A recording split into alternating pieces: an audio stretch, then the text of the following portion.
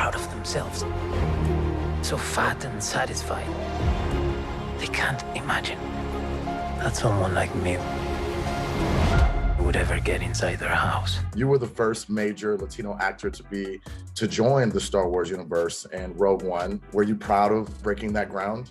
Yes, I was really proud of not just being there, but the film we made, you know, like I think it was risky, it was pertinent in many ways. Obviously in the diversity that the film brings, you know, in terms of accents and cultures and races and backgrounds, but also what it does in terms of the storytelling and the risk of having an ending like that one, and the cinematic risk also that the film takes, you know, it's the look, it's quite unique and special. I think yeah, I am very proud of Rogue One and happy for what Rogue One has brought to my life, you know. One thing is this series we are introducing now, it's all because of Rogue One. What I'm asking is this: wouldn't you rather give it all to something real? Your co-star, Fiona Shaw, has said that Andor takes place in like a Trumpian world. Would you say this is like the most political Star Wars show yet? I don't know if it's the most, because from my perspective, Star Wars, it's been always making comments. And if you see the Star Wars, the early Star Wars, the beginning of Star Wars, and you understand what time was when it came out, it's full of comments, you know? It's full of references, and I believe that science fiction is been always a great tool for making comments on reality, you know, and on the world you and I live in. And this is no exception, you know. This one also does that. Probably that's one of the reasons why I love the world of Star Wars, because it's been always like that. You know, it's been always very political, and this one it's relevant also because it's been made by people that live in this time, you know, and our references are connected to the world out there. As long as everyone thinks I'm an irritation, there's a good chance they'll miss what I'm really doing.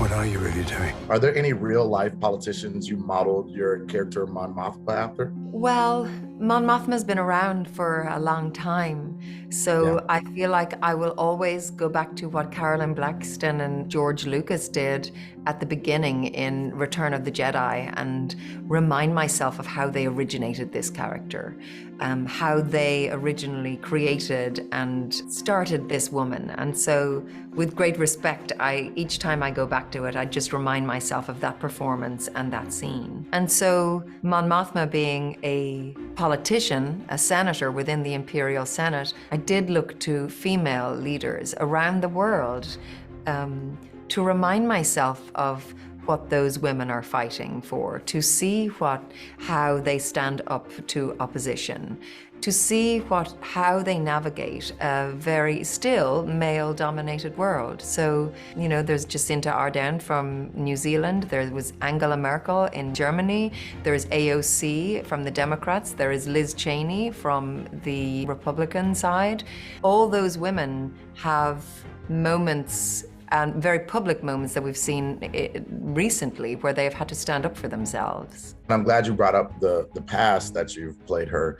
How have you grown into the character since first playing her in Revenge of the Sith? It's such a unique experience to be able to play a character as a young woman and get the opportunity to do that as a young woman that I did, and then to be able to revisit her at different times of my life, which are reflective of the different times in her life. I'm thrilled that I get the opportunity now to explore her, because I think now I can bring a texture and a dexterity to the woman that, given the opportunity to, I might not have been able to find 17 years ago when I first stepped into her shoes. This is what revolution looks like.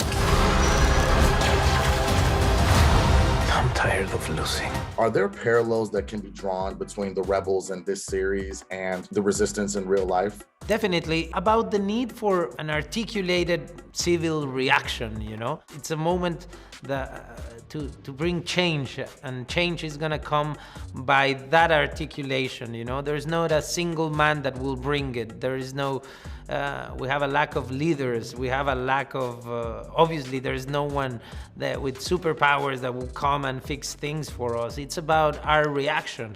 It's about what we can do together, you know, about the strength we have in our numbers, and about the work you can do with and in your community, you know. I think that is something that I learned a lot from watching Rogue One. None of these people would be able to do anything unless they work together, you know. That message is behind Andor too, I think.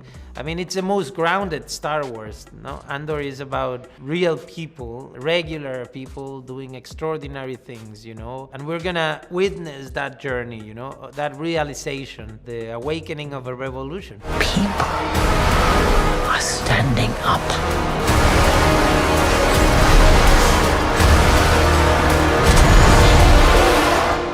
That's what a reckoning sounds like.